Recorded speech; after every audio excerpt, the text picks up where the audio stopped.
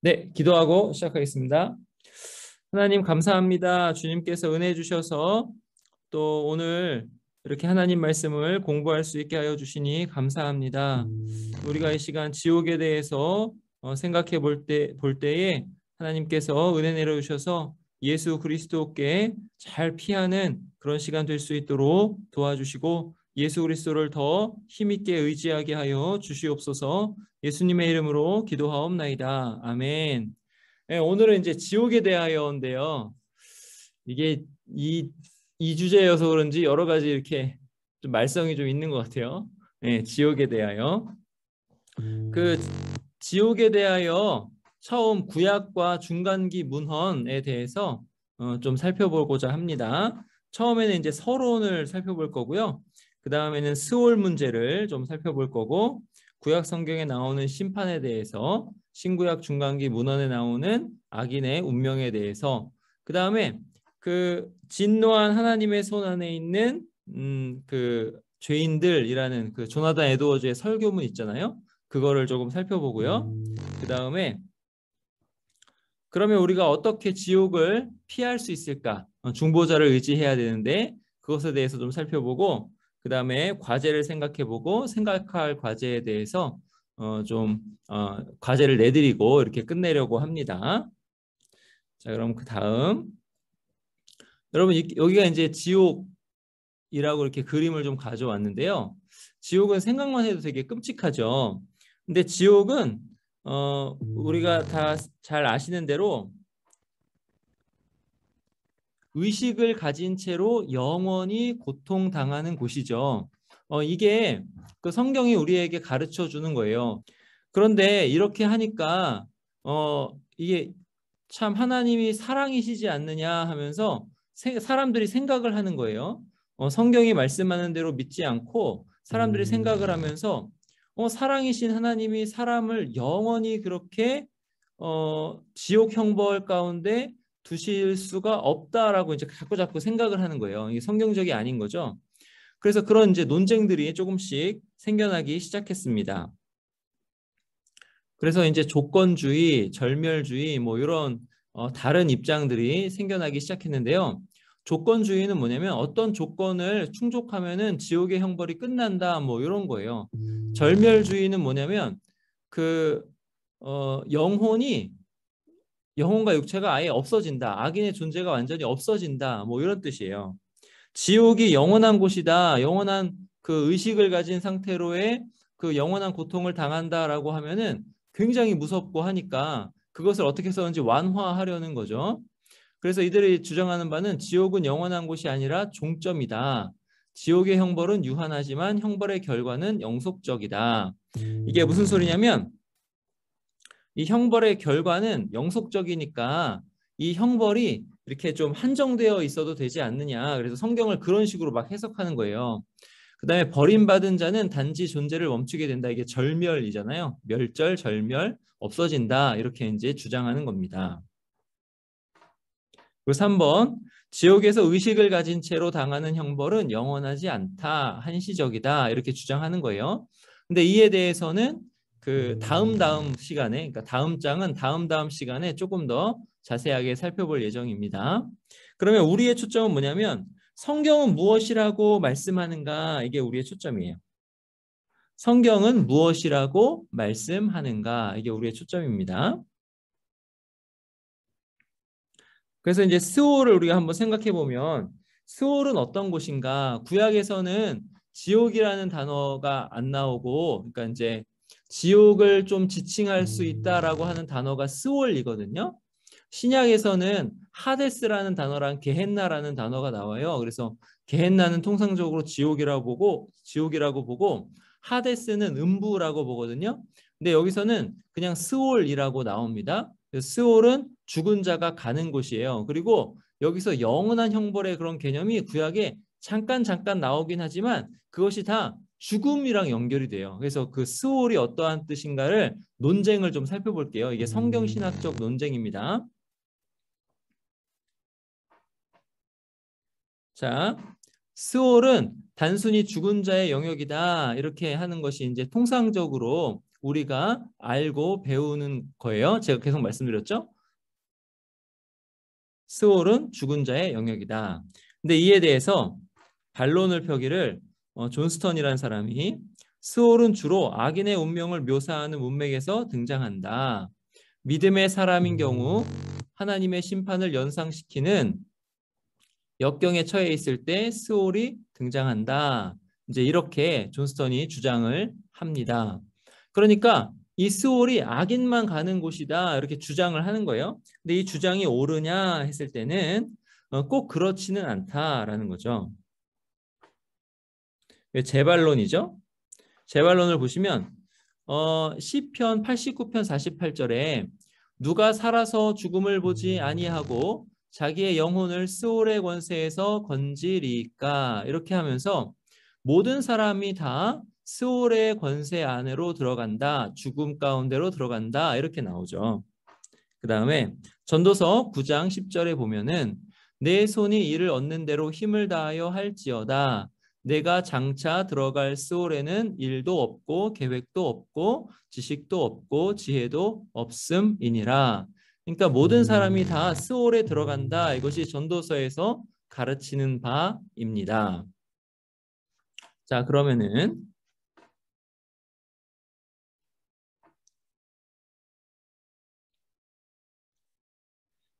자, 여러분 계속 잘 들리시죠? 예. 스올이 악인과 두드러지게 관련되는 이유가 있죠. 그리고 스올에 가지 않기를 바라고 스올에서 건진받기를 간구하는 이유가 있는데 그 이유는 뭐냐면 스올이 죄에 대한 하나님의 형벌인 죽음과 관련되어 있기 때문이죠.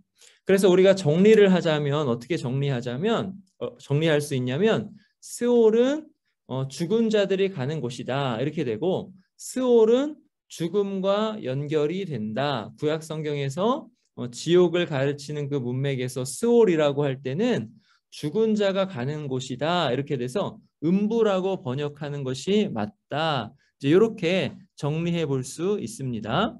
그런데 특별히 하나님과 떨어지는 그런 죽음과 연결이 되니까 그것을 지옥과도 또 고통과도 연결을 시켜서 생각할 수 있다라는 거죠. 그러니까는 스올은 죽은 자가 가는 곳인데 이 죽음이라는 것이 하나님의 형벌이기 때문에 그 하나님의 형벌을 모든 사람들이 다 당하는데 이제 나중에 보면은 신약에서 예수 그리스도 안에서 그 형벌이 면제된 사람이 있죠. 근데 이제 그렇게까지 그 계시가 하나님의 말씀이 더 명확해지기 전이니까 구약은 그러니까 스올을 이렇게 되게 뭐랄까 지옥이랑 이렇게 같이 이렇게 뭉뚱그러져서 하여튼 죽은 자 그리고 고통 이렇게 돼가지고 스올을 설명하는 거죠. 그래서 이제 자카리아스 우르시누스는 스올을 이렇게 정리합니다. 스올을 어떻게 정리하냐면 제가 이제 세 가지로 딱 정리를 해드릴게요. 자, 스올을 정리하기를 첫 번째는 무덤이라고 정리해요. 무덤. 그러니까는 죽은 자들이 가는 무덤을 스올이라고 한다. 그리고 두 번째는 뭐냐면 버림받은 자들의 처소다 이렇게 정리합니다. 그러니까는 버림받은 자들, 악인들이 스올에 들어간다라고 많이 나오니까 그리고 스올을 극심한 고통이다 이렇게 정리를 합니다. 구약 성경에서. 그래서 지옥이라는 그런 용어 또 스올이라는 용어를 이제 구약 성경에서 또 이렇게 정리가 될 수 있습니다. 이렇게 정리를 할 수 있어요. 그래서 스올을 생각할 때는 지옥과 같은 어떤 그런 심상이 같이 있지만은 하여튼 다 뭉뚱그려져서 죽은 자들이 가는 곳이다. 그리고 거기에서 이제 이전에 말씀드렸듯이 믿는 자들이 죽으면 우리는 예수 그리스도와 함께 있는 낙원에 가는 것이고 믿지 않는 자들이 죽으면 예수 그리스도와 함께 있을 수 없잖아요. 그러니까 음부에 떨어지는 것이죠. 그러니까 죽은 자들의 영역에서도 이렇게 층이 다르다. 여기까지 이제 설명드렸어요. 근데 이거는 이제 신약을 다 같이 가져와서 설명을 드린 것입니다. 지금은 구약의 악인의 최후에 대해서 지금 살펴보는 중이에요. 자, 이제 구약에서 악인의 최후에 대해서 나오는데 이게 이제 스올이 되게 평등해요. 자, 보세요. 바벨론 왕이 스올에 당도하는 장면을 이사야 14장에서 묘사한 말씀이에요. 한번 보세요. 그들은 다 내게 말하여 이르기를 너도 우리같이 연약하게 되었느냐 너도 우리같이 되었느냐 하리로다. 지금 이 우리는 누구냐면은 먼저 죽은 왕들이라고 생각하시면 돼요. 근데 어떤 왕들이냐면 바벨론에 의해서 멸망당한 그런 왕들이라고 생각하시면 돼요. 그러니까 바벨론 왕이 엄청난 기세로 엄청난 힘으로 주변의 여러 나라들을 멸망시켰잖아요. 그리고 많은 사람들을 죽였잖아요. 근데 죽인 사람들이 굉장히 많을 거잖아요. 근데 그 사람들이 딱 스월에 지금 있는데 바벨론 왕이 오는 거예요. 바벨론 왕이 오니까 너도 우리같이 연약하게 되었느냐? 너도 우리같이 되었느냐? 이러는 거예요.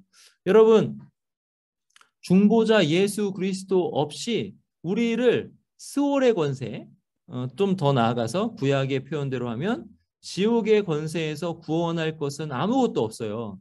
바벨론 왕이 가지고 있던 그 엄청난 부귀, 영화와 권력도 바벨론 왕을 스월의 권세에서 건져내지 못했어요. 이거를 여러분 여기서 잘 깨달으시기 바랍니다. 여러분 바벨론의 권세가 얼마나 대단했냐면 그 바벨론의 궁전이 그 하늘 정원이라고 그래가지고 궁전 위에 저 꼭대기에 하늘에 닿는 곳에 정원을 이렇게 꾸며놨어요.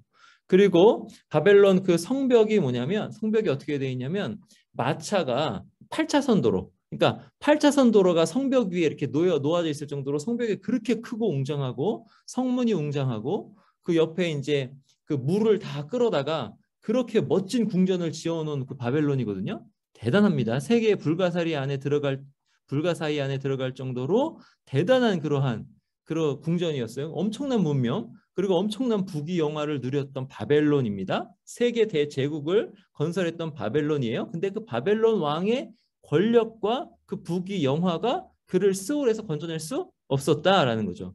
너도 우리같이 연약하게 되었느냐. 자, 11절. 내 영화가 스올에 떨어졌으며 내 비파 소리까지로다.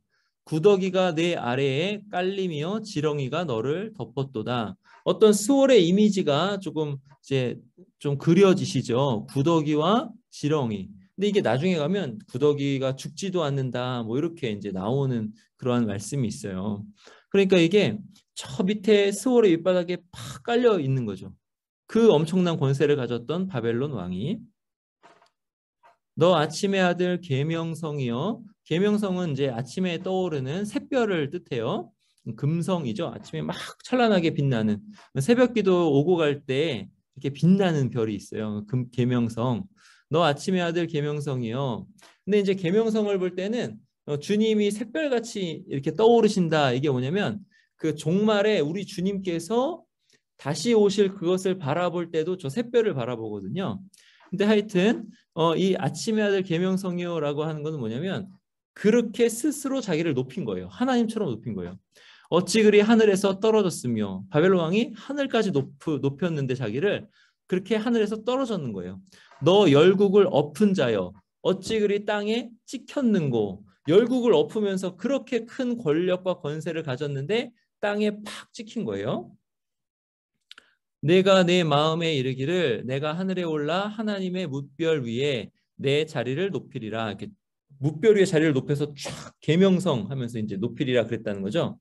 내가 북극 지폐의 산 위에 앉으리라. 이거는 뭐냐면 북극 지폐는 그 신들의 회의 장소라고 고대로부터 이렇게 전해지는 그런 장소가 북극 지폐 그런 곳이 북극 지폐예요. 그런데 바벨론 왕이 얼마나 스스로 높였든지 내가 신들의 회의 안에 이렇게 산 위에 앉으리라. 그러니까 하나님 자리에 앉으리라 이런 얘기예요. 그렇게 스스로 높인 거예요. 가장 높은 구름에 올라가 지극히 높은 이와 같아지리라 하는도다. 그렇게 했다는 거죠. 바벨론 왕이. 근데 보세요. 15절에 그러나 이제 내가 스올 곧 구덩이 맨 밑에 떨어짐을 당하리로다. 그러니까 그 권력과 권세 그 하늘까지 높아지는 그것이 그의 안전을 보장해 주지 못하고 팍 떨어졌다는 거죠. 너를 보는 이가 주목하여 너를 자세히 살펴보며 말하기를 이 사람이 땅을 진동시키며 열국을 놀라게 하며 그러니까 굉장히 유명한 사람인 거죠. 세계를 황무하게 하며 성읍을 파괴하며 그에게 사로잡힌 자들을 집으로 놓아보내지 아니하던 자가 아니냐 하리로다. 그렇게 엄청난 권력과 권세를 누리면서 마치 하나님의 자리에 올라갈 것처럼 기세등등했던 바벨론 왕이 굉장히 평등하게 너도 우리같이 연약하게 되었느냐 하면서 죽음의 자리, 스올의 자리에 탁 이렇게 떨어진 거죠. 땅에 탁 꽂힌 거죠. 그렇게 되어서 어떻게 되면 구더기가 그 위에 놓이고 지렁이가 그 위에 이렇게 다니는 그러한 스올에 들어갔다는 거죠. 그러니까 여러분 이것을 잘 생각하세요. 이런 것들을 우리가 생각할 때마다 깊이 깨달아야 할 것은 뭐냐면 내가 지금 나의 안전을 생각할 때에 가장 의지하는 것이 무엇인가? 나의 의지처가 무엇인가 하는 거죠. 바벨론 왕마저도 그를 안전하게 해줄 수 있는 것이 없었다라는 거예요. 심지어는 여러분 그 사탄이 그렇게 하나님 보좌 위에 이렇게 높아지려고 이렇게 높였잖아요, 스스로를. 근데 그 사탄도 나중에 지옥불에 떨어지게 되고 불못에 떨어지게 되는 거죠. 그러니까 하나님의 진노로부터 나를 이렇게 막고 내가 그 진노에 떨어지지 않게 할 수 있는 방도가 아무것도 없는 거예요. 그걸 좀 잘 생각해야 되는 거예요. 스월 문제. 자, 그러면 구약 성경의 심판에 대한 묘사를 생각해 볼게요. 모형과 실체를 한번 생각해 볼 건데 여기 보시면 구약 성경에서 핵심 어휘 망하다 멸망하다가 이제 지금 그 어떤 지옥이랑 연결이 된다라고 설명하는 거예요. 특별히 어떤 심상이 나오는데 이미지예요. 어떤 이미지가 나오는데 유황과 불이라는 이미지. 특별히 소돔과 고모라에서 유황과 불이 막 떨어졌잖아요. 그런 어떤 심판의 이미지. 그 다음에 짙은 연기의 이미지. 하나님의 진노가 활활 타오르는 그런 이미지가 구약의 지옥의 이미지로 나온다라는 거예요. 자, 그 다음 여기 보시면 노아의 홍수, 소돔과 고모라의 멸망은 하나님이 진노를 내리시는 사건의 본보기가 되는 거죠. 그걸 모형이라고 그래요. 모형. 마찬가지로 나중에 신약 성경에서 경건하지 아니한 자의 최후 멸망의 모형도 되는 거죠. 뭐가요? 소돔과 고모라 사건과 노아의 홍수 이 심판 사건이 모형이라는 거예요. 경건하지 아니한 자가 최후에 어떻게 되는가 이것을 우리에게 이미지로 보여주는 모형이에요. 근데 이거 잘 보세요.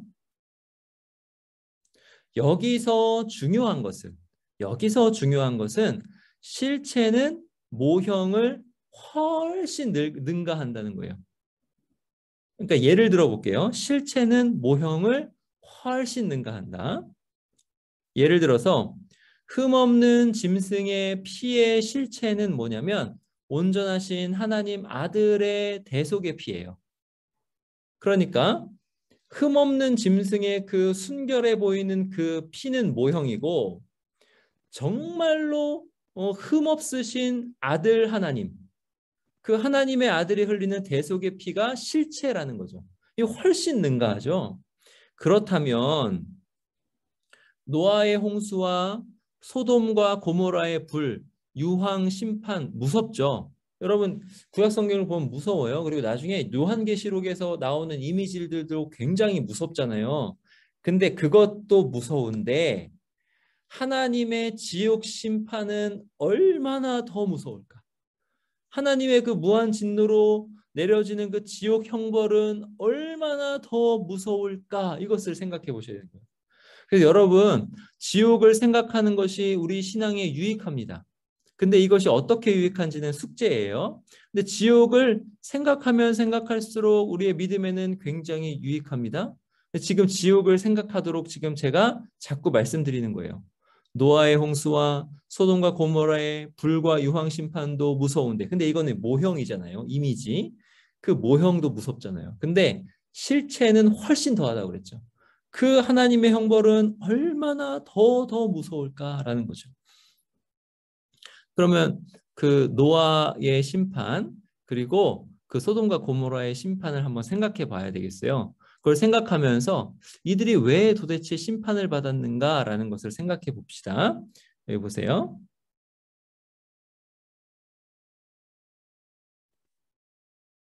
누가복음 17장에 나옵니다. 노아의 때에 된 것과 같이 인자의 때에도 그러하리라. 그러니까 인자의 때 예수님께서 심판주로 오시는 그때를 노아의 때와 이렇게 같이 예수님이 노아의 때가 내 심판 때를 설명해 준다 이렇게 이제 말씀해 주시는 거예요. 노아가 방주에 들어가던 날까지 사람들이 먹고 마시고 장가들고 시집가더니 홍수가 나서 그들을 다 멸망시켰으며. 여러분, 이들이 잘못한 게 보여요? 우리 다 하는 거죠. 먹고 마시고. 저도 오늘 아침에 아침 먹었거든요. 아침 먹고 물도 마시고 그랬죠. 저도 장가를 들었어요. 그 아이도 낳고 또 사람들이 시집도 가고 하잖아요. 근데 이것이 잘못이 아니잖아요. 근데 지금 예수님께서 예수님의 날과 같으리라 하면서 그들이 심판받은 이유에 대해서 이것을 딱 써놓으신 거예요. 그러면 이게 왜 잘못일까를 생각해 보셔야 됩니다. 자, 그 다음에 28절. 또 롯의 때와 같으리니 사람들이 먹고 마시고 사고 팔고 심고 집을 짓더니. 이게 똑같죠? 그냥 일상생활 아니에요? 일상생활하는 게 죄가 아니잖아요? 근데 이것을 예수님이 말씀하셔요. 롯이 소돔에서 나가던 날에 하늘로부터 불과 유황이 비오듯 하여 그들을 멸망시켰느니라. 자, 그러면 30절에 그 이미지가 어디랑 연결되냐면 예수님께서 심판주로 오시는 그 이미지와 연결이 돼요. 인자가 나타나는 날에도 이러하리라. 자, 그 다음에 그날에 만일 사람이 지붕 위에 있고 그의 세간이 그 집안에 있으면 그것을 가지러 내려가지 말 것이요. 밭에 있는 자도 그와 같이 뒤로 돌이키지 말 것이니라 하시면서 뭐라 말씀하시냐면 롯의 철을 기억하라 말씀하시는 거죠. 자, 그 여기서 이제 답이 나왔어요. 먹고 마시고 장가 가고 시집 가고 아이를 낳고 또 사고 팔고 하는 일상생활이 문제가 아니라 뭐가 문제냐면 예수 그리스도를 생각하지 않고 중보자를 생각하지 않고 그저 거기에 돌아가는 대로 그 일반 생활 감정 안에서만 사는 것이 문제라는 거죠. 나의 영원한 종국에 대해서, 나의 결말에 대해서 천국일지 지옥일지, 예수 그리스도와 함께일지 음부일지를 생각하지 않고 그냥 보이는 대로 살았던 것이 문제인 거죠. 그래서 보시면 롯의 처를 기억하라에 여기에 나오는 거예요. 롯의 처가 어떻게 했죠? 뒤를 돌아보았습니다. 여러분, 뒤를 돌아보았다고 소금 기둥이 된 거 너무하지 않아요? 그죠? 근데 뒤를 보았다는 그 행위에는 뭐가 있는 거예요? 그것을 마음에 깊이 나의 안식처와 소망으로 삼고 있었다는 거죠. 제가 말씀드렸죠. 행위는 믿음으로부터 나온다. 그러면 롯의 처는 무엇을 믿고 사는 거예요? 여호와 하나님을 믿고 살거나 예수 그리스도 다시 오실 그 여자의 후손 약속된 그분을 믿고 산 것이 아니라 뭘 믿고 살았냐면 거기 소돔과 고모라에 있었던 자기의 가지고 있었던 재산, 그 다음에 거기에 생활, 이런 것들을 즐거워하고 기뻐하고 믿고 살았던 거죠. 근데 이렇게 되는 그 결과는 왜 일어난 거예요? 내가 결국 어떻게 될 것인가? 지옥에 대해서나 천국에 대해서나 주님과 함께 낙원에 있을 것이나 음부에 대해서는 생각하지 않고 살았던 것. 그저 보통 생활 감정 안에서 거기서 그냥 이리 돌고 저리 돌고 하면서 살았던 것. 그게 바로 잘못이라는 거죠. 그러니까 노아의 심판과 그 다음에 노아의 홍수와 그 다음에 그 소돔과 고모라 심판이 모형으로서 우리가 성경을 읽으면서 하나님의 그 무한 진노가 떨어지는 그 심판의 날, 그 지옥이 얼마나 무서울까를 생각하고 그것을 기억하고 그래서 나는 어떻게 그것에서부터 피할 것인가를 생각하는 것은 굉장히 믿음에 도움이 됩니다. 근데 여러분 우리가 왜 이거를 자꾸 생각하지 않냐면 이단들이 자꾸 그런 걸 가져와 가지고 사람들을 막 위협하고 막 그렇게 돼 가지고 우리가 그것을 생각하는 힘을 잃어버렸어요. 그러니까 벼룩 잡으려고 초가삼간 다 태운 거죠. 근데 그 이단 때문에 우리가 그것을 생각해야 되는데 그것까지 그러니까 지옥에 대한 생각을 하지 않는 것은 우리의 신앙에 아주 도움이 안 되는 거예요. 지옥에 대해서는 우리가 생각을 많이 해봐야 됩니다. 자, 지옥을 또 생각할 때 지옥은 영원한 수치의 장소예요. 이게 얼마나 참 가면 안 된다라고 생각이 드는지 한번 보세요. 그들이 나가서 내게 패역한 자들의 시체들을 볼 것이라. 그 벌레가 죽지 아니하며 그 불이 꺼지지 아니하며 아니하여 모든 혈육에게 가증함이 되리라 이렇게 되는 거죠. 그러니까 이사야 66장에 어떻게 되냐면 하나님을 믿는 사람들이 하나님의 그 새 하늘과 새 땅으로 이렇게 쫙 들어가는데 이들을 들어가는 사람들이 이렇게 형벌받는 사람들을 보는 거예요. 근데 이렇게 형벌받는 사람들을 볼 때 이들이 지금 어떻게 하고 있냐면 하나님께 패역한 자들이잖아요. 그 벌레가 죽지 아니하며 그 불이 꺼지지 않는 그 엄청난 고통을 당하고 있는 걸 보는 거죠. 근데 그들이 모든 혈육에게 가증함이 되리라. 가증하다라는 말은 뭐냐면 토할 것 같다라는 말이에요. 아우 싫어 이런 말이에요. 보기도 싫어 이런 거죠.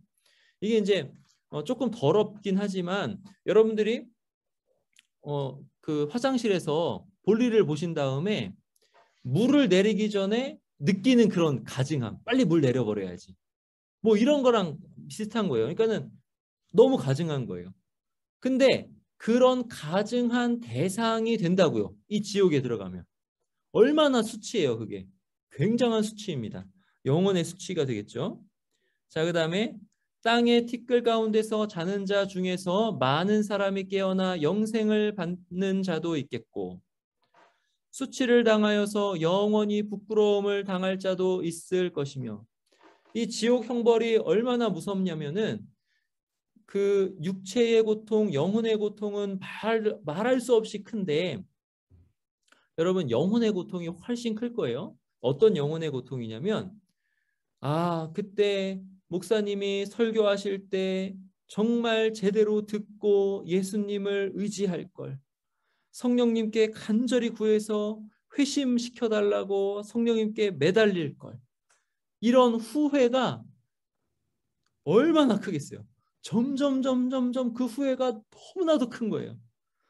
저 복음 전도자가 우리 집에 왔을 때 그를 박대하지 말고 그 전도하는 것을 들어볼 걸. 예수님의 이름을 내가 왔다 갔다 해서 들었는데 관심을 갖고 교회 안에 한번 가볼 걸.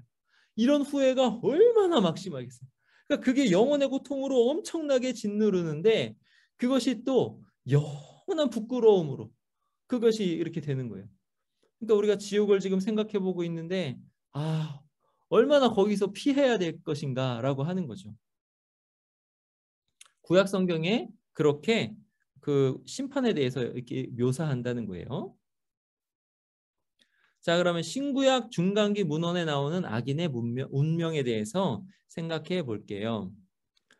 자, 신구약 중간기 문헌을 생각하는 이유는 뭐냐면 구약에서 하나님께서 말씀하시는 그 지옥 고통이 이게 시간이 지남에 따라서 조금씩 명확하게 이렇게 나오거든요. 근데 아직도 구약에서는 조금 덜 이야기하시는 거예요. 근데 이게 신약에서는 더 명확하게 나올 거예요. 그게 다음 시간이에요. 신약에서는 더 명확하게 나올 건데 근데 그 중간기에서는 구약에서보다는 조금 더 명확하게 좀 더 나온다. 이걸 이제 얘기하는 거예요. 이게 성경신학적 방법이에요. 그래서 이걸 지금 보는 겁니다. 멸망을 언급하는 책들 뭐냐면 악인은 멸망할 거야. 이렇게 이제 언급하는 책들이 비교적 이전의 책들, 이른 시대의 책들이에요. 여기 보시면 토비트서 200년경 나오죠. 예수님 오시기 주전 200년경. 집회서, 솔로몬 지에서, 솔로몬의 시편 이렇게 돼가지고 주로 예수님 오시기 100년이나 200년 전에는 이렇게 아기는 그냥 멸망할 거야, 죽음 차원일 거야, 이렇게 구약 성경이랑 비슷하게 나온다는 거예요. 자, 그 다음에 근데 조금씩 이렇게 시대가 지나면서 어떻게 되면 사후에 고난을 당할 거야, 고통을 당할 거야 라고 언급하는 책들이 있어요. 이것도 이제 BC 2세기경인데 소멸을, 그러니까 아기는 멸망당할 거야 이거랑 아기는 죽은 다음에 고통당할 거야, 이게 왔다 갔다 계속 나와요. 자, 유디서 이사야 66장 24절에 불과 구더기가 끝없는 고통으로 재해석돼서 나와요. 자, 이렇게 나옵니다.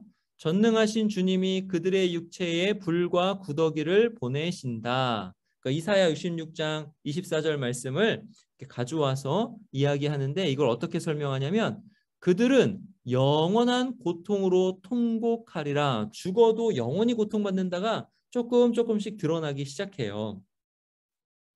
희년서에는 그는 영원히 비방에 처한다. 이런 기록이 나오고요. 이제 구약 성경에 나오는 그 기록인데 그 다음에 그때 아기는 불구덩이와 괴로움과 영원한 감금의 감옥 속에 던져진다. 고통을 당하는 것이 나오는 거죠. 그러니까 이제 이사야서에서 이제 그렇게 나왔던 것이 조금씩 더 죽음 이후에 영원한 고통이 있구나 이렇게 나오는 거예요. 자, 그 다음에 기독교적 요소가 쓰면 후기 책들, 이거는 어떤 책들이냐면 신약 성경이 쓰여질 때에 나왔던 성경이 아닌 책들이에요. 그 책들에는 어떻게 나오냐? 자, 이 책들 안에 일부 신약 성경이 기록되기 시작했을 때의 지옥 개념이 여기도 나타난다는 거예요. 에스라 4서, 그러니까 주님께서 오시고 난 다음의 책들이에요. 망하는 자는 불이 붙어 뜨겁게 타고 소멸된다. 이런 개념이 나오고요. 바로기서, 여기는 고통이 불과 연관이 돼요. 그 다음에 에녹이서, 악인은 끝없는 형벌 또는 제한 없는 심판 속에서 의식적 형벌을 겪는다. 이건 뭐냐면 그 의식이 없어지는 것이 아니라 그 고통을 고통으로 아주 뚜렷하게 느끼는 거예요. 그러니까 아까 영혼의 고통 말씀드렸듯이 그렇게 영혼이 육체가 그렇게 고통당하는 걸 내가 아는 그런 고통, 의식적 고통, 그런 형벌을 겪는다. 막가비사서 불을 통한 영원한 고통이란 말이 나오고 끝없는 고통이란 말이 나와요. 그 다음에 영원한 멸망이란 말이 나옵니다.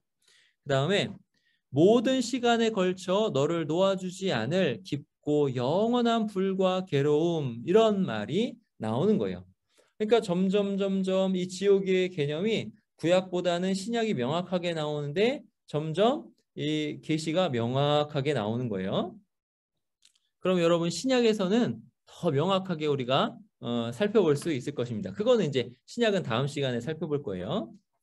자, 그러면 이번 시간에 조금 살펴볼 건 뭐냐면 조나단 에드워즈가 설교한 이 설교 내용을 한번 같이 읽어봤으면 좋겠어요. 우리의 삶에서 우리가 아까 노아의 때와 그 다음에 소돔과 고모라의 멸망, 롯의 때와 같이 사는 것이 얼마나 위험한 일인가. 그거를 이 설교문 조금 발췌해서 가져왔는데 이 설교문을 보면은 우리 마음이 막 깨어질 거예요. 우리 한번 이거를 조금만 읽어볼게요. 이 조나단 에드워즈가 이렇게 설교했어요.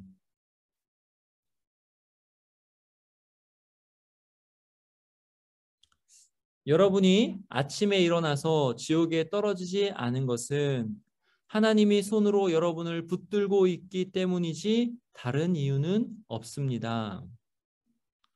회심하지 않은 상태에서 죽으면 지옥에 가는 거예요. 그러니까 지금 조나단 에드워즈가 회심에 대해서 조금 강조를 하는 건데 이것을 이렇게 설교문으로 쭉 썼을 때 진노한 하나님의 손에 붙들려 있는 죄인들이란 제목으로 이렇게 설교를 한 거예요. 자, 그 다음 계속 읽어볼게요. 여러분이 여기 하나님의 집에 앉아 있으면서도, 이건 뭐냐면 예배를 드리고 있으면서도 라는 뜻이에요. 여러분이 죄악된 방식으로 예배를 드리며 하나님의 분노를 일으켜도 여러분이 아직 지옥에 떨어지지 않고 있는 것은 하나님의 손이 여러분을 붙잡고 있기 때문이지 다른 이유가 없습니다. 그렇습니다. 여러분이 지금 바로 이 순간에도 지옥에 떨어지지 않고 있는 이유는 바로 하나님의 손이 여러분을 붙잡고 있기 때문입니다. 다른 이유는 없습니다.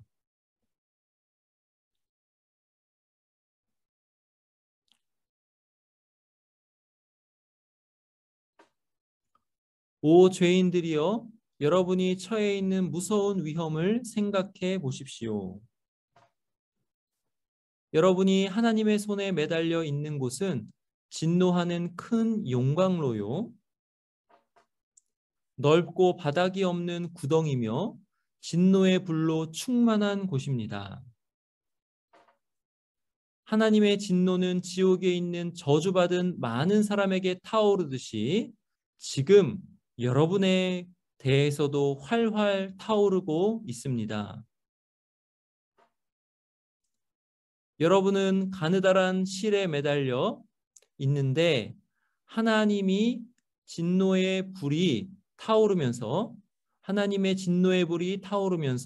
매 순간 그 실을 태워 당장 끊어버리려 하고 있습니다.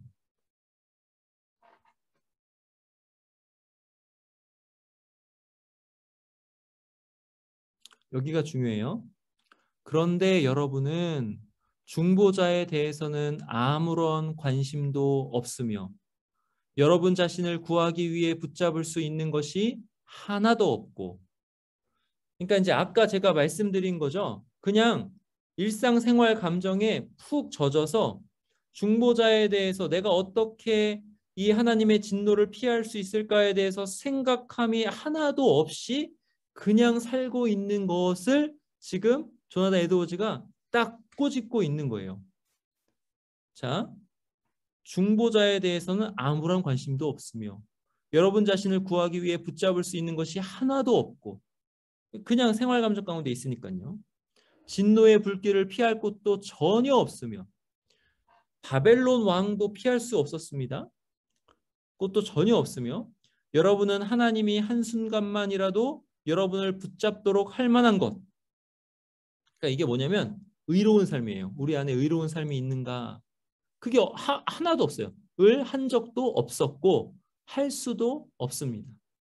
우리가 그것을 하나님의 진노에서 벗어날 수 있을 만한 그러한 의로운 행위, 의로운 삶을 하는 것이 우리에게서는 하나도 없는데 그것을 피하려고 하지 않고 중보자를 생각하지 않고 그냥 일상생활 감정 가운데 살고 있는 것이 얼마나 위태위태하냐. 그것을 이제 조나단 에드워즈가 지금 설명한 거예요. 이것을 설교로.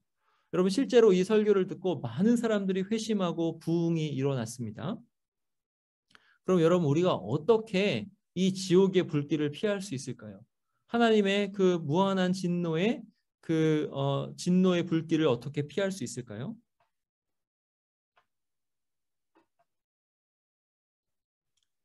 예수 그리스도 안에서만 피할 수 있습니다. 그 사도신경에 보면은 그리스도의 지옥 강하 교리가 나오는데 우리 번역된 우리말에서는 빠졌어요. 근데 그 지옥 강하 교리에 대해서 하이델베르크 요리문답에 대해서 어떻게 설명하는지를 보시면 아, 내가 예수 그리스도를 힘입어야 되겠구나 이렇게 생각이 되실 거예요. 하이델베르크 요리문답 제44문이에요. 거기에 지옥에 내려가셨고라는 말이 왜 덧붙여져 있습니까? 거기에는 사도신경이에요. 그 사도신경에 지옥에 내려가셨고라는 말이 왜 덧붙여져 있습니까? 답은 내가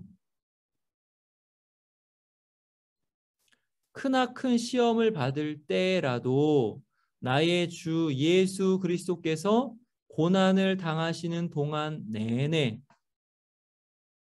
그러니까 이 땅에 오셔서 고난 당하신 것, 그리고 특히 십자가에 달려 계시는 동안 말할 수 없는 고뇌와 고통과 공포와 지옥의 괴로움을 친히 당하심으로써 십자가입니다. 십자가. 지옥의 고뇌와 고통으로부터 나를 구하셨다는 것을 확신하고 이로써 전적으로 위로를 얻도록 하기 위함입니다. 사도신경에 그리스도께서 지옥에 내려가셨다라는 것을 덧붙여서 외움의 유익이 뭐냐면 내가 당할 지옥 고통을 예수 그리스도께서 나를 위해서 십자가에서 당하셨다는 것을 고백하는 거예요. 근데 그게 지금 우리는 빠져 있죠. 근데 우리는 이것을 주기적으로 생각할 필요가 있어요. 나에게서 지옥을 면제받을 만한 의로운 행위가 있는가 했을 때 아무것도 없다. 이것을 우리는 주기적으로 생각할 필요가 있어요. 그러면 나는 어떻게 지옥 고통을 피할 수 있을까? 십자가밖에 없다라는 거죠. 예수님께서 십자가에서 그 지옥 고통을 당하셨다라는 거예요. 여러분 이걸 잘 생각해 보세요. 예수 그리스도께서 십자가에서 당하신 고통은 하나님의 무한한 진노가 쏟아지는 고통입니다. 여러분 우리가 죄를 좀 생각해 볼 때 어떤 사람들은 그래요.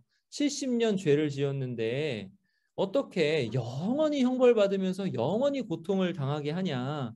하나님 너무하신 거 아니냐. 이런 식으로 얘기하는 사람이 있어요. 그런데 그거는 하나님을 잘 몰라서 하는 말이에요.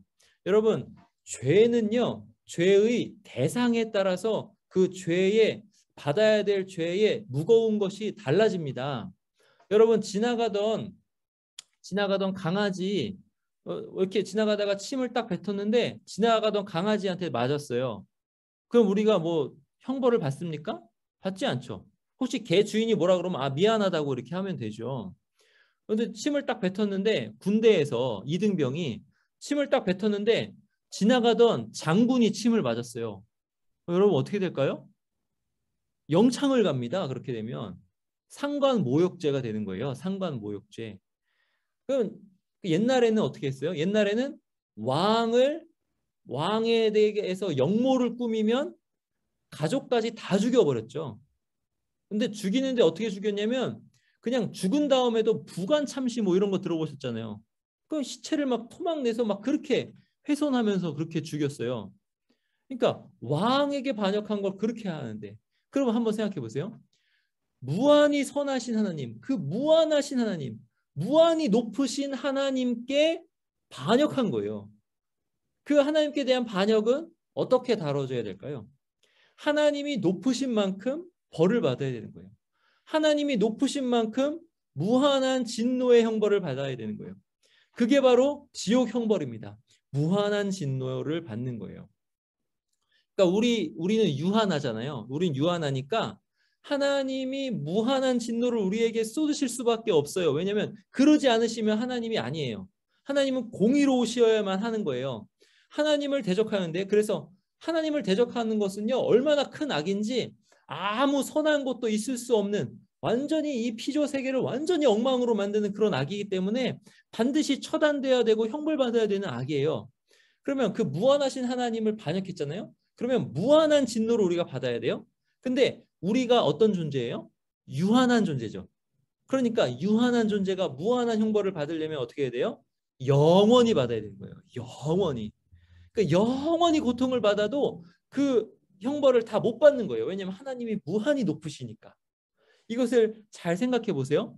그런데 예수님께서는 십자가에서 그 몇 시간 동안 그 무한한 하나님의 진노를 다 받으셨어요. 이게 어떻게 가능해요? 예수님이 하나님이셔서 가능한 거예요. 예수님이 그 무한한 진노를 다 받으실 만큼 무한히 이렇게 크신 하나님이셔서 그것을 십자가에서 다 받으신 거예요. 어떻게 받으셨어요?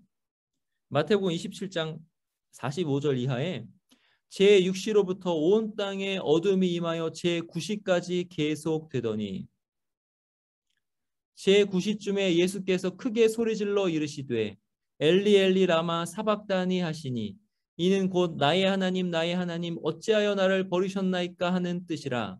이 엘리 엘리 라마 사박다니는 아람어로 사박다니 이렇게 되는 거고요. 히브리어로는 엘리엘리 람마 아자부타니 이렇게 돼요. 그러니까 요거는 시편 22편을 그대로 예수님이 인용하셔서 말씀하신 거예요. 이 말씀에는 원망이 들어있지 않고 시편 22편에 나오는 대로 하나님을 그렇게 무한 고통 당하는 중에서도 믿는 예수님의 믿음이 거기 드러나 있어요. 근데 그 예수님이 지금 받는 고통은 무슨 고통이냐면 하나님으로부터 버림받는 고통이다 이거예요. 유기된 고통이다라는 거예요. 온 땅에 어둠이 임하잖아요. 이 어둠이 뭐냐면은 하나님의 은혜가 없음이에요. 하나님으로부터 좋은 것을 기대할 수 없음이에요. 그게 바로 지옥의 본질입니다. 그러니까 하나님의 진노란 뭐냐면 하나님으로부터 좋은 것을 기대할 수 없는 그것이 하나님의 진노인 거예요. 그러니까 세상에 선이 없는 그런 악이 엄청나게 괴롭히는 그 진노. 그러니까 예수님은 그 엄청난 영혼의 고통, 하나님으로부터 끊어지는, 하나님으로부터 좋은 것을 기대할 수 없는 그 영혼의 고통을 십자가상에서 어둠 가운데 아주 다 받으신 거예요. 그러니까 무한한 고통. 그게 지옥의 고통인 거예요. 예수님께는. 육체적으로도 지옥의 고통이지만 영혼의 그 무한 고통을 예수님이 거기서 다 받으신 거예요. 하나님으로서 무한하신 하나님이니까 그 무한 고통을 다 받으신 거예요. 그러니까 우리는 유한한 존재로서 우리가 받을 그 영원 고통이 십자가에서 예수 그리스도께서 당하신 그 무한한 고통으로 다 중보자께서 처리하신 거예요. 그 형벌을 없애버리신 거예요. 예수님께서 다 받으신 거예요. 그러니까 우리가 피할 곳이 있어요. 진노한 하나님의 손에서 피할 곳이 있는데 그 피할 곳은 어디예요? 중보자 예수 그리스도인 거예요. 그러니까 우리가 이 땅을 살면서 생활 감정에 따라서 일상생활을 하면서도 항상 생각해야 될 것은 뭐냐면 나는 예수 그리스도를 힘입어서 산다. 그리고 나는 예수 그리스도를 힘입어서 하나님이 나에게 하시는 것을 믿음으로 행한다. 자녀를 키워도 믿음으로 하는 거고 물건을 사고 팔아도 믿음으로 하는 거고 아침에 밥을 먹어도 믿음으로 하는 거고 이게 다 믿음으로 하는 거예요. 강의를 들어도 믿음으로 하는 거고 제가 저처럼 이렇게 말씀을 가르쳐도 믿음으로 중보자를 의지해서 하는 겁니다. 그게 오직 우리가 피할 길인 거예요. 그것이 우리가 지옥을 생각하면서 받을 수 있는 유익입니다. 지옥은 생각하면 생각할수록 유익합니다. 자, 그래서 지옥을 생각할 때마다 우리가 바라보아야 하는 분은 바로 나를 위해 지옥의 고통을 당하신 중보자 예수 그리스도이십니다. 지옥을 생각하면 예수 그리스도를 생각할 수 있는 거예요. 근데 지옥을 생각하지 않으면 내가 뭔가 잘난 것 같아요. 내가 뭔가 하나님께 의로운 것 같아요. 망조입니다. 망조. 그러면 안 됩니다. 지옥을 생각하시면 하나님께 내가 의로운 것이 하나도 없음을 깨달으실 거예요. 그럴 때마다 중보자 예수 그리스도를 바라보시기 바랍니다. 자, 그러면 지난 시간에 생각한 숙제를 한번 볼게요. 자, 숙제는 뭐였냐면 나는 복음 전도자를 어떻게 대하는가? 복음 전도자, 지극히 작은 자입니다. 복음 전도자는 지극히 작은 자예요. 어떻게 나는 대하는가? 여러분 여기서 이제 이 질문에서 생각해 볼 건 뭐냐면 전도는 왜 약한 자를 통해서 이루어질까 하는 거죠. 여러분 전도가요. 막 능력 있는 자를 통해서 이렇게 이루어지면은 이 전도가 아니게 됩니다. 이제 그런 일들이 많이 일어났어요. 근데 전도는요 아주 미약하게 약한 자들을 통해서 이루어졌어요. 사도 바울의 전도도 약한 자들을 통해서 이루어진 전도고요. 그 다음에 로마 시대에 노예들이 상전들을 전도했거든요.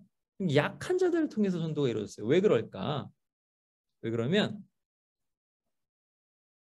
여기 보시면 이제 거지 나사로랑 부자랑 이렇게 대비되는데 지극히 작은 자가 복음 전도자인 이유가 있어요. 그건 뭐냐면 이거예요.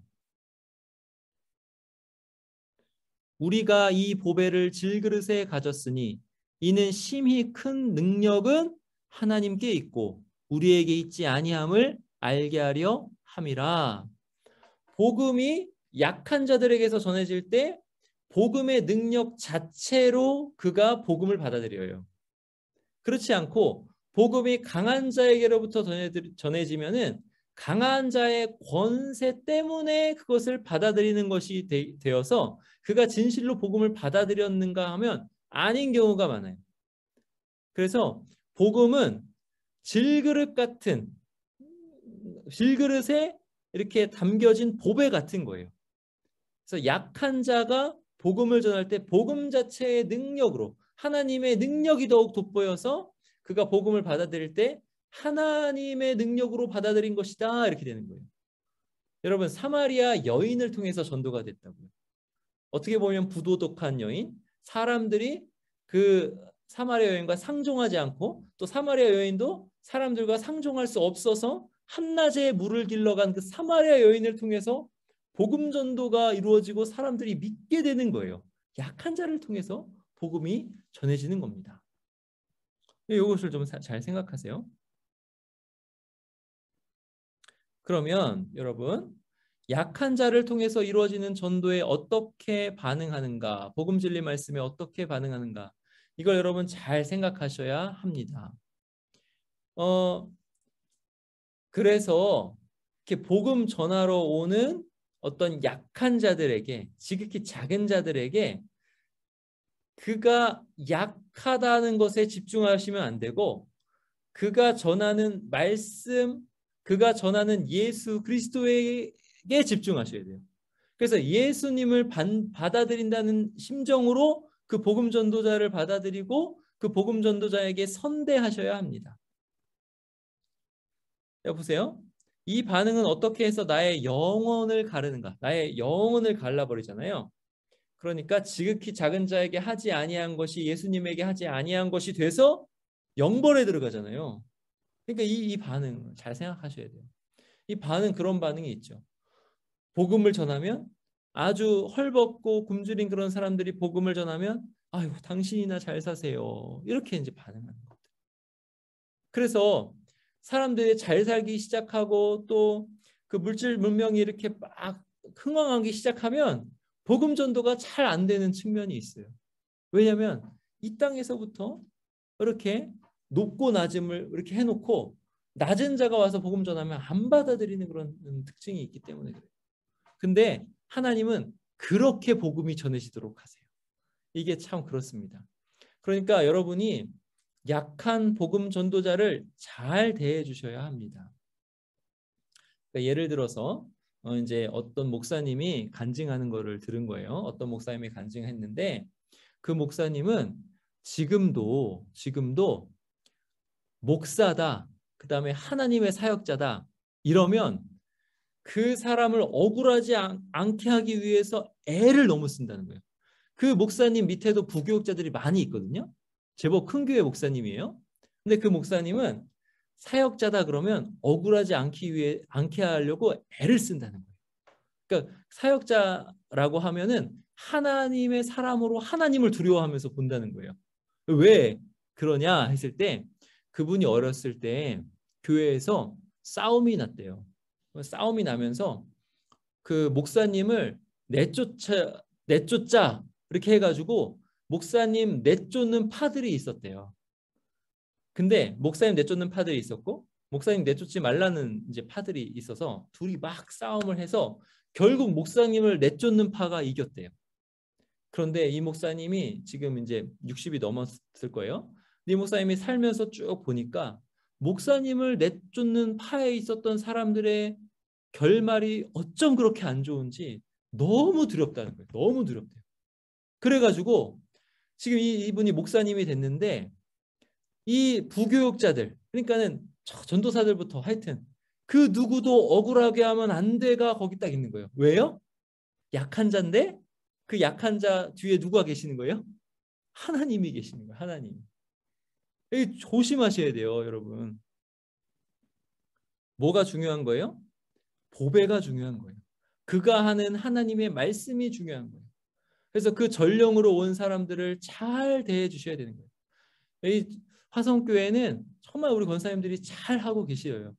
근데 이것을 잘 생각하세요. 하나님 두려운 줄 아셔야 합니다. 여러분, 큰 자가 복음 전하면 복음이 잘 전파될 것 같죠? 여러분, 이 교회 아시죠? 다 유리로 이렇게 엄청난 돈을 들여서 지은 교회입니다. 근데 이렇게 큰 자가 되어서 법조계에 엄청난 사람들이 이 교회에 다녀요. 그렇게 돼가지고 복음을 전해서 어떤 일들이 지금 벌어지고 있어요? 사회로부터 엄청나게 지탄을 당하고 욕을 먹는 일들이 지금 벌어지고 있는 거예요. 지금 이게 성 베드로 성당입니다. 로마에 있는 성 베드로 성당. 이 성 베드로 성당을 지으려고 면죄부를 팔았어요. 종교개혁 시대에. 그러니까 이렇게 휘황찬란하게 이렇게 권세로 복음을 전하는 것이 얼마나 무서운 일인가를 함께 아울러서 생각하셔야 합니다. 복음 전하는 자가 되었습니까? 그러면 약한 자로 복음을 전하는 것이 아주 중요하고요. 그 다음에 약한 자, 복음 전하는 자, 그 약한 자, 작은 자들을 내가 어떻게 대하는가가 아주 중요한 거예요. 교회는 그런 측면에서 아주 조심조심 해야 되는 것입니다. 그래서 마태복음 25장을 이렇게도 생각해 볼 수 있어요. 여러분 이것도 한번 생각해 보셨을 줄 압니다. 이번 주 과제는 뭐냐면 지옥을 생각하는 것은 나의 믿음 생활에 어떤 유익을 줄까를 한번 생각해 보세요. 그러면 요 숙제를 하기 위해서는 뭘 하셔야 돼요? 한 주간 동안 지옥을 생각해 보시는 거예요.